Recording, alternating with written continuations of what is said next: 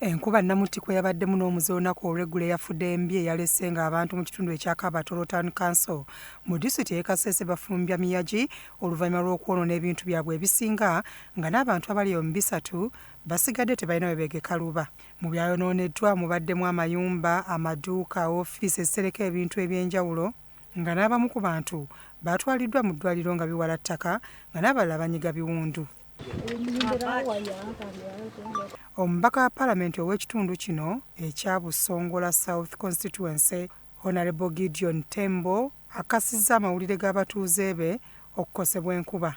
And as I speak, 65 households, including a church, Daystar Church, were affected, completely damaged, the roofs washed away, thrown away, and a number of households, about 20% of the households, have nowhere to put their head.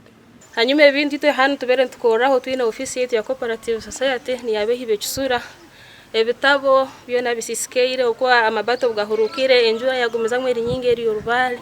Ekizibu akitadde ku kwonoona butonde bwansi ng'abantu batemya emiti bagimazeewo ekikosezza nnyo ebyalo nga kikuŋŋunta bw'ajja empewo buli kimu asuula kisuule olw'okubulwa emiti egiziyiza. But also I want to appeal to the local leaders here in Katwe. The environment needs to be protected. We need to plant more trees so that they can act as windbreakers. Wanakubidde ofiisi ya Ssaabaminisita Omulanga okuvaayo ejjedduukirira abantu be. To the office of the Prime Minister to help these people. People without roofs, they need iron sheets. Otherwise, in the mid-term, in the short run, maybe if we can have tents.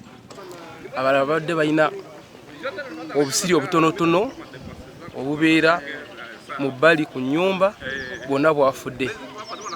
Kati tubadde tusaba gavumenti etuyambe tufune emmere, ejje tuyambe tufune n'amabaati kulaba abantu abo. Kati eggulu abantu bonna basuze wabweru nga tetulina we tuyinza okubateeka. Abatuuze abakoseddwa boogedde ku njeko ebagwiridde. Ekibuga tulere mabati babirabira woluka ntumalangira mabati ananga ntolwa masa chama kikiro kunje. Byatumusiime Gerard, Crossroads TV, Omunyo.